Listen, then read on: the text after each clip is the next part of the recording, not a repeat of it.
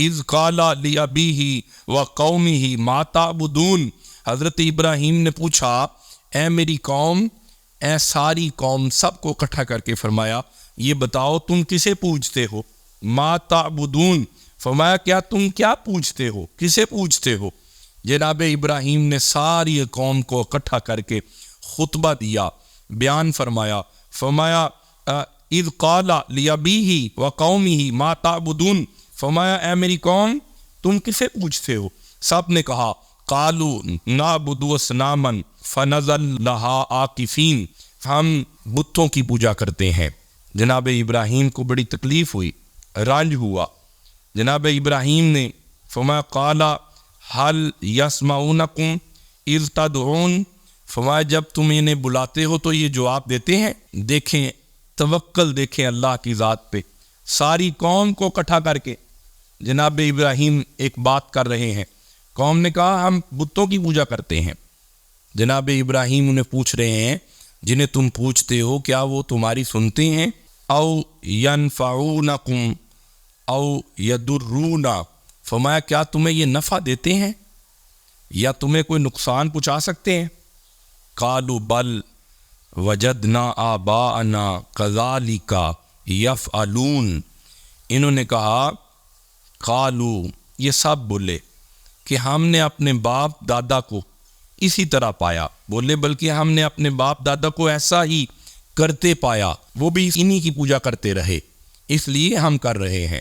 یہاں پہ ایک سوال پیدا ہوتا ہے، کبھی بھی یہ نہ کہا کریں کہ یہ فلاں نے کہا، یہ میرے فلاں نے کہا، یہ ہمارے فلاں نے کہا، چاہے کوئی عالم ہو، کوئی فقیہ ہو، محدث ہو، دیکھا کریں وہ کہہ کیا رہا ہے، کیا کہنے والے کی بات قرآن اور سنت کے عین مطابق ہے۔ اسی وجہ آج اس دور میں فتنہ اور جناب علی شر پیدا ہو رہا ہے، ہم ایک کسی بندے کے پیچھے لگ کے اصل کو کھو بیٹھتے ہیں، یعنی جو قرآن کا پیغام ہے اگر وہ ہٹ کے بھی کہہ رہا ہے تو ہم کہتے ہیں ہمارے بزرگ یہ کہہ رہے ہیں، جبکہ قرآن اس کے بارے میں یہاں پہ ارشاد فرما رہا ہے وَاتْلُ عَلَيْهِمْ نَبَأَ، اللہ چاہتا ہے محمد پاک کے جتنے امتی ہیں جناب ابراہیم کی سیرت ان میں نظر آئے۔ اللہ چاہتا ہے یہ نہ سوچا کریں کہ یہ اس نے کہا، یہ دیکھا کریں کیا قرآن کے عین مطابق ہے، کیا حضور کے فرمان کے مطابق ہے۔ اگر قرآن اور سنت سے ٹکرا رہا ہے تو کوئی بھی ہو، ہم اس کی بات کو کبھی بھی سر تسلیم خم نہیں ہوں گے، بلکہ ہم پہلے قرآن کی طرف رجوع کریں گے، پھر حضور کے فرمان کی طرف رجوع کریں گے، پھر آثار صحابہ کو دیکھیں گے، پھر یعنی ہمارے لیے حجت ہے صحابہ کرام کی ذات اقدس بھی۔ تو میں عرض کر رہا تھا قالو بل وجدنا آباءنا کذالک یفعلون، کہا ہم نے ایسے ہی تو دیکھا تھا اپنے باپ دادا کو، وہ بھی اسی ڈگر پہ تھے جس ڈگر پہ جناب ابراہیم کی قوم چل رہی تھی۔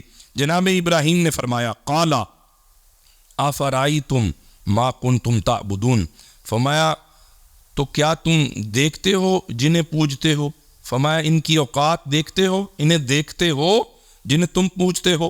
آگے جناب ابراہیم فرما رہے ہیں انتم وآباؤکم الاقدمون، فرمایا تمہارے باپ اور دادا جتنے تم سے پہلے گزر گئے سارے، تم بھی وہ بھی، فإنہم عدو لی الا رب العالمین، فرمایا تم اور تمہارے آباء و اجداد میرے دشمن ہیں۔ فرمایا اگر تم بتوں کی پوجا یوں ہی کرتے رہے تم بھی میرے دشمن ہو، تمہارے آباء و اجداد بھی میرے دشمن ہیں۔ اسے کہتے ہیں ابراہیم، ساری قوم سے ٹکر لے رہے ہیں جناب ابراہیم اور فرما رہے ہیں تم بھی میرے دشمن ہو، تمہارے آباء و اجداد بھی میرے دشمن ہیں۔ وجہ کیا ہے؟ تم نے اللہ کو چھوڑ کے معبود بنائے ہیں، تم مشرک ہو، لہذا تم بھی میرے دشمن ہو، تمہارے بزرگ بھی، تمہارے جد بھی، تمہارے آباء و اجداد بھی میرے دشمن ہیں۔ آگے کیا کہہ رہے ہیں؟ فرمایا الا رب العالمین، فرمایا صرف رب میرے ساتھ ہونا چاہیے۔ کیا سبق مل رہا ہے جناب ابراہیم کی اس سیرت سے، اس کردار سے؟ کیا ہمیں کیا سبق مل رہا ہے؟ ہمیں ابراہیم بتا رہے ہیں سنو، اللہ اور اس کے رسول کی اطاعت میں اور اللہ کے حق دیے ہوئے اس پیغام پہ ڈٹے رہنا، حق کو نہ چھوڑنا، ساری دنیا خلاف ہو جائے، دعا یہ کرنا اللہ تمہارے ساتھ ہونا چاہیے۔